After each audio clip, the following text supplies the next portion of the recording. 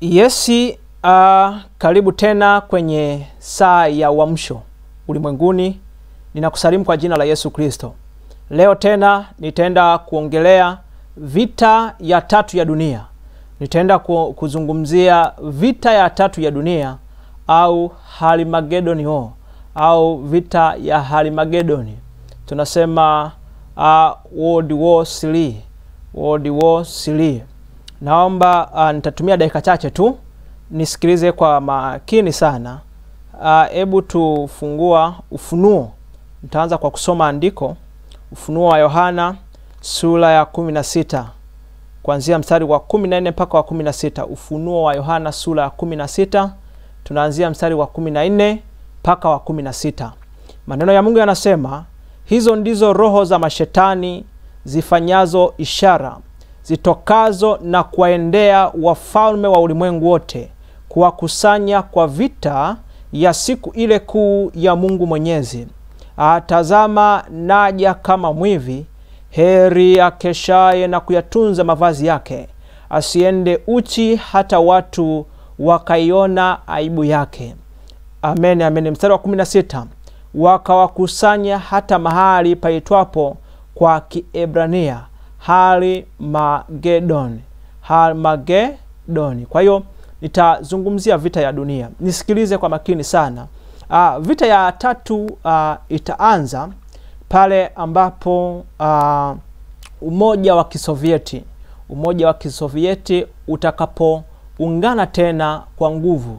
Vita ya tatu ya dunia itaenda kutokea baada tu ya nchi zilizokuwa za Kisovieti kuungana, ambazo zilikuwa zinaongozwa na nchi ya Urusi, yani Russia.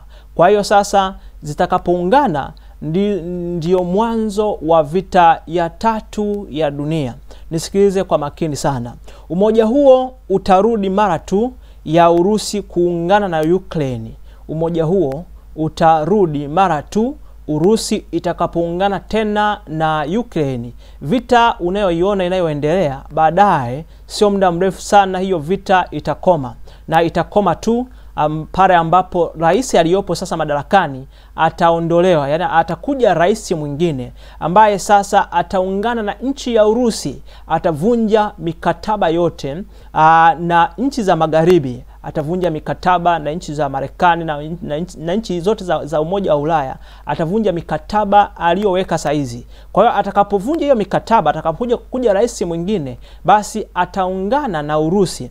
Na atakapoungana na Urusi, yale majimbo yote ambayo yalikuwa ya Urusi yatarudi Urusi. Na atakaporudi Urusi, itakuwa ni mwanzo sasa Urusi kuwakusanya washirika wake ili kutengeneza tena Umoja wa Kisovieti ulioanguka, kwa sababu tunajua kulikuwa na Umoja wa Kisovieti na huu Umoja wa Kisovieti uliangushwa baada ya mabeberu au Marekani kuwa superpower. Kwa hiyo Urusi iliangushwa na hawa wakatawanyika nchi za Russia hizi ambazo ni nchi za Kisovieti. Umoja ule ukatawanyika, na sasa sio muda mrefu baada tu ya Urusi kuungana na Ukraine, baada tu ya rais aliyepo sasa kuondolewa madarakani, atakayekuja rais mwingine atakuwa ni rafiki wa Urusi, atakuwa ni rafiki wa Urusi. Na akiwa rafiki wa Urusi, ina maana atavunja mikataba yote ya nchi za magharibi na kujiunga tena na Urusi na kupatana tena yale majimbo ambayo sasa unaona alikuwa anagombania. Atamwambia kwamba chukua, yawe ni ya kwako. Kwa hiyo hapo sasa ndipo mwanzo sasa hizi nchi zitaungana. Hizi nchi zitaungana, na baada tu ya hizi nchi kuungana, nchi kutengeneza Umoja wa Kisovieti ambao utakuwa na nguvu sana kuliko hapo mwanzo. Kwa hiyo zitakapoungana, hili sasa litakuwa nchi za magharibi ya Umoja wa Ulaya watakuwa na hasira sana na hili itakalotendeka. Yani watachukia sana kwamba huyu alikuwa tumeweka mikataba, alikuwa upande wetu na amejitoa, sasa ameungana na Urusi, na Urusi imetengeneza jeshi lenye nguvu. Kwa hiyo sasa nchi za Ulaya au Umoja wa Magharibi, kwa hiyo zikiongozwa na Marekani, wataona kwamba hawa watakuja kutuangusha.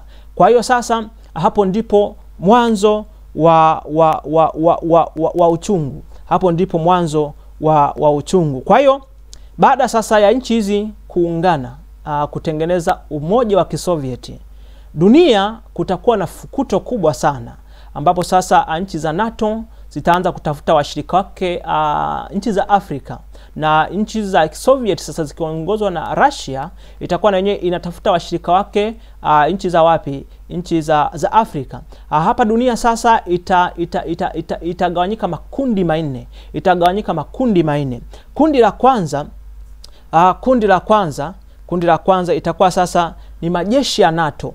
Majeshi ya NATO ambayo sasa atakuwa ni umoja wa nchi za magharibi, na Marekani pia atakwemo, lakini sasa kwa ushawishi ule ambao watakuwa wanatafuta Afrika kuungwa mkono, Afrika Kusini itajimega kutoka kwenye umoja wa Afrika, kwa sababu hata huko kuna Africa Union. Kwa hiyo itaingia kwenye majeshi ya NATO, itakuwa jeshi moja na majeshi ya magharibi, yani kutengeneza jeshi moja, jeshi la NATO. Kwa hiyo dunia itagawanyika vipande vinne. Hilo itakuwa ni kundi la kwanza, itagawanyika makundi manne.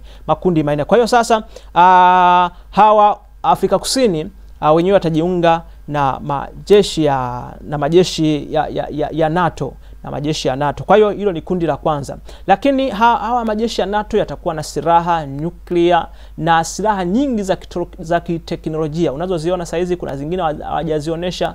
Kutakuwa na silaha nzito sana, kwa sababu sasa hizi silaha na nyuklia zitatumika na dunia kabisa itatikisika, na dunia itakuwa ni magofu kabisa watakapoanza kuzitumia hizi silaha kwa kupigana. Hilo litakuwa ni kundi la kwanza, watakuwa wamejiimarisha kijeshi, itakuwa ni majeshi makubwa sana, kwa sababu nchi za magharibi ni nyingi na zina silaha, na ukiunganisha na Afrika huku na yenyewe sasa Afrika Kusini tajimege taenda kule. Kwa hiyo watakuwa na jeshi kubwa lenye nguvu. Kwa hiyo hilo ni kundi la kwanza, itakuwa ni jeshi kubwa lenye silaha za nyuklia na silaha ambazo haujawahi kuziona. Lakini kundi la pili itakuwa sasa ni majeshi ya Kisovieti, ambayo sasa itakuwa ni nchi za Asia zikiongozwa na Urusi. Kwa hiyo hizi nchi za umoja wa Kisovieti au majeshi ya Kisovieti pia yatatafuta uungwaji mkono kutokea nchi za Kiafrika, kutokea nchi za Afrika huku. Na kwa hiyo baadhi ya nchi za Afrika hususan ni nchi za Afrika Kaskazini, nchi ambazo ziko kaskazini mwa Afrika zitajimega kutoka kwenye umoja wa Afrika, zitajiunga na majeshi ya Kisovieti, majeshi yanayoongozwa na Urusi, na maana zitakuwa kule. Lakini hawa pia watakuwa na silaha nzito sana. Unaijua Urusi na hizi nchi ambazo ni washirika wa Urusi kama Korea Kaskazini na Korea Kusini zitaungana kule, zitaenda kule, zitatengeneza pia umoja wa Kisovieti. Kwa hiyo Afrika North Korea na South Korea zitakuwa kule. Na unajua hizi nchi zilivyo na silaha na zilivyo na majeshi. Kwa hiyo na majeshi ya nchi za Kiafrika wataukana umoja wa Kiafrika huku. Kwa hiyo umoja wa Afrika wataungana na majeshi ya Kisovieti. Kwa hiyo na wenyewe watakuwa na silaha nzito sana, silaha za nuclear, drone hizo, na silaha mazito ambayo sisi hatujawahi kuyaona wala hujawahi kuzishuhudia. Kwa hiyo dunia inaenda kwenye mtikisiko mkubwa sana, ambao wana wa Mungu tunatakiwa kumtafuta Mungu kwa kiwango kikubwa, kwa maana kizazi hiki hakina muda tena. Kwa hiyo unapoona silaha hizi zitakapoenda kutumiwa, sijajua watu wengi watakufa sana, na itakuwa ni wakati ambao haujawahi kuwepo. Ni tofauti na vita vile vya kwanza vya dunia, vita vya pili vya dunia. Teknolojia ilikuwa bado chini, silaha zilikuwa bado hazijawa, nchi hizi zilikuwa bado, silaha zilikuwa bado sana, na teknolojia kwa sababu ilikuwa chini. Sasa hizi kuna nuclear, kuna mabomu na silaha nzito sana za kivita. Kwa hiyo naona hilo litakuwa ni kundi la pili, litakuwa ni kundi la pili kwa dunia, kwenye vita ya dunia, vita ya tatu ya dunia, au Armageddon au World War 3. Kwa hiyo pia watakuwa na silaha nzito, watakuwa na jeshi kubwa. kutokana na nchi hizi na zilivyo na majeshi, na nchi baadhi za Afrika Kaskazini zitajimega kwenda kule. Lakini kundi la tatu sasa, unaona Afrika Kusini itakuwa nchi za Afrika Kusini pia zitakuwa zimejimega kule, nchi za Afrika Kusini, lakini Afrika Kaskazini zitakuwa zimejimega na zenyewe zimeenda Umoja wa Kisovieti. Hapa nchi ambazo zitakuwa zimebaki ni majeshi ya Afrika Mashariki, ambayo sasa ataungana na majeshi ya Afrika Magharibi. Afrika Mashariki na majeshi ya Afrika Magharibi yataungana kutengeneza jeshi moja, ambalo sasa hili jeshi litakuwa halina silaha kama kundi la kwanza na la pili, kwa sababu teknolojia huku iko chini. Itakuwa tu, yani ni jeshi ambalo litakuwa halina uwezo wa kushambulia. Litakuwa ni jeshi ambalo litakuwa halina uwezo wa kushambulia, bali litakuwa tu ni jeshi la kujihami na kukimbia. Na kwa sababu ya miundombinu na teknolojia kwa nchi hizi sasa, kwa majeshi ya Afrika Mashariki na Afrika Magharibi, watu wengi watakufa sana, watapigwa sana. Na hili kundi sasa nafikiri hata litakosa wa kupigana naye, kwa sababu sasa litakuwa tu lenyewe ni kupigwa, ni mwendo wa kichapo kizito. Itakuwa ni mwendo wa kichapo kizito kulingana na silaha zitakuwa ni duni. Kwa hiyo hii ndio dunia itaenda kugawanyika kwenye makundi na vipande vinne kwa hii vita ya tatu ya dunia au Armageddon War. Lakini kundi la nne sasa, ni makundi matatu. Nikwambia kundi la kwanza nchi za magharibi au majeshi ya NATO ambayo yatamega na nchi na yatatoa na majeshi mengine ya Afrika Kusini huku kusini mwa Afrika, nchi ambazo ziko kusini mwa Afrika zitajiunga na NATO. Lakini kundi la pili ni majeshi ya Kisovieti ambayo itakuwa ni umoja na majeshi yenye nguvu, na majeshi ya majeshi ambayo ya nchi ambazo ziko kaskazini mwa Afrika zitajimega, zitaenda kule na kutengeneza kundi la pili. Lakini kundi la tatu ni kundi ambalo litakuwa lina nguvu sana. Majeshi ya Afrika Mashariki na Afrika Magharibi yataungana, na unaona silaha walizo nazo ni silaha tu ambazo kimsingi hawawezi kupigana na nchi za na majeshi ya NATO na majeshi ya Kisovieti. Hayo ni makundi matatu. Kundi la nne itakuwa ni majeshi ya Israeli. Kwa hiyo majeshi ya Israeli haya hayatapigana na makundi haya matatu. Yenyewe tu yatakuwa yapo, hayatapigana. Majeshi ya Israeli hayatapigana. Jeshi ya Israeli hayatapigana kwa sababu ya kinabii, kwa sababu ya unabii aliyoutoa Mungu. Kwa hiyo hii nchi itabaki mikononi mwa Mungu, na hii sasa yenyewe itasubiria vita ile ya mwisho ya Gogu na Magogu. Kwa hiyo Israeli yenyewe kwenye vita ya tatu ya dunia haitapigana, lakini yenyewe itakuja kupigana vita ile ya Gogu na Magogu, na itakuwa ni hatari kweli kweli. Kwa hiyo tukirudia hiyo Ufunuo sasa, Ufunuo wa Yohana sura ya 16 ni 16, 14 na 15 inasema, hizo ndizo roho za mashetani zifanyazo ishara zitokazo na kuwaendea wafalme wa ulimwengu wote, kuwakusanya kwa vita ya siku ile kuu ya Mungu Mwenyezi. Na maana kuna roho ambazo zimeachiliwa za kuzimu, ambazo zitaenda kuamsha wafalme wa ulimwengu kufanya vita ya siku ile kuu. Kwa hiyo tukiona haya, Mungu anasema ukiona dunia imeingia, kwa sababu hii vita haiko mbali sana, hii vita ya tatu ya dunia.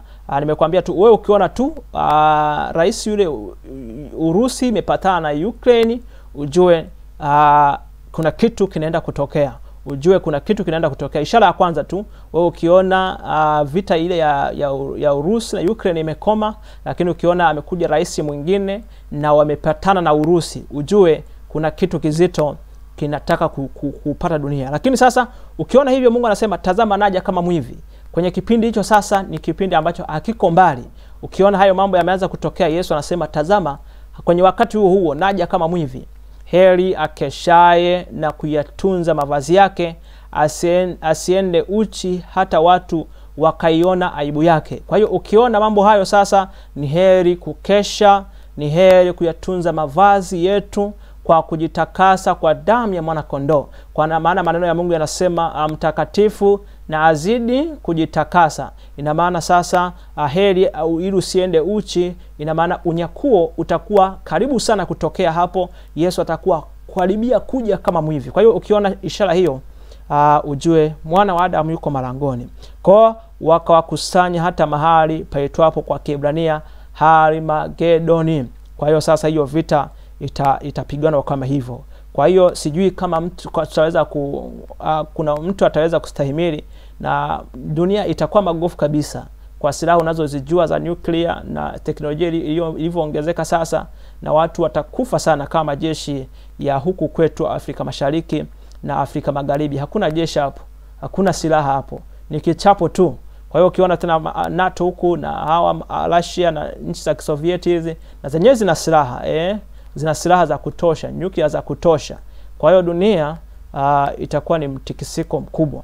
Lakini katikati ya hii vita sasa itakapotokea, lengo lake ni kwenda kumleta mpinga Kristo, kuitawala rasmi dunia, kuitawala rasmi dunia. Na atakapoitawala sasa, dunia itaendelea kwa kama amani, ataanza kama mfalme wa amani kurejesha uchumi, kwa sababu uchumi kama nilivyokuambia kwenye kipengele kwenye ile posti yangu ya mabadiliko yanayokumba ulimwengu, uchumi unaenda kuharibika kabisa. Uchumi utatikisika, amani itaisha, na ndipo sasa atakuja kama msuluhishi. Atakuja kama msuluhishi, atanyamazisha vita, na atakuja kama atakayerejesha uchumi tena kwenye hali yake, na ataanza, dunia itakuwa kama iko sawa. Lakini tena baada ya muda mfupi tu dunia itaharibika tena, na ndipo itakuja kuleta ile vita sasa ya Gogu na Magogu. Na hapo nchi hizi tena zitapatana, haya makundi matatu yatapatana tena. Hizi nchi za NATO, Sovieti zitapatana tena kumwendea sasa huyu majeshi ya Israeli, jeshi la Israeli, kwa sababu kwenye vita ya tatu yenyewe halitapigana. Kwa hiyo wataliendea tena, watavuka kupitia mto Frati kuiliendea tena kwa ajili ya vita, na hapo hiyo ndio itakuwa vita ya mwisho. Kwa hiyo bado vita mbili, vita hiyo ya tatu na hiyo vita ya Gogu na Magogu. Kwa hiyo ukiona tu hizi dalili nilizokuambia, ujue mwana wa Adam yu malangoni, mwana wa Adam yu malangoni. Kwa hiyo nikaona nizungumzie hilo, lakini nilikuahidi kwamba nitazungumzia kwamba Russia kuitawala dunia rasmi, kwa sababu Marekani ataenda kupigwa kabisa na kuangushwa. Kwa hiyo naweza nikaiongelea sehemu ijayo. Hebu fungua kwanza Danieli sura ya 7. Danieli sura ya 7.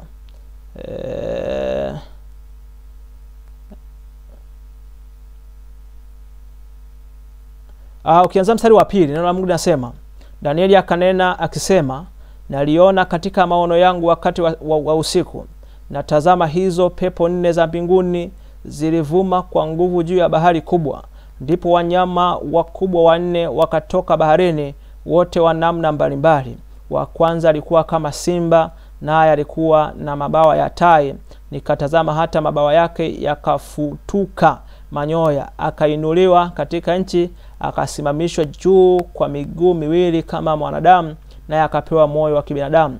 Na tazama mnyama mwingine wa pili kama dubu, naye aliinuliwa upande mmoja, na mifupa mitatu ya mbavu ilikuwamo kinywani mwake katika meno yake. Akamwambia mnyama huyo hivi, inuka ule nyama tele. Kisha nikatazama, na kumbe mnyama mwingine kama chui, naye juu ya mgongo wake alikuwa na mabawa 4 kama ya ndege. Mnyama huyo alikuwa na vichwa 4, akapewa mamlaka. Baadaye nikaona katika njozi ya usiku, na tazama mnyama wa 4 mwenye kutisha, mwenye nguvu, mwenye uwezo mwingi sana. Alikula na kuvunja vipande na kuyakanyaga mabaki kwa miguu yake, na umbo lake lilikuwa mbali kabisa na wale wa kwanza, naye alikuwa na pembe 10. Nikaziangalia sana pembe zake, na tazama pembe nyingine ikazuka kati yao, nayo ilikuwa ndogo, ambayo mbele yake pembe 3 katika zile za kwanza zikang'olewa kabisa. Na tazama katika pembe hiyo mlikuwa na macho kama macho ya mwanadamu, na kinywa kilichokuwa kikinena maneno makuu.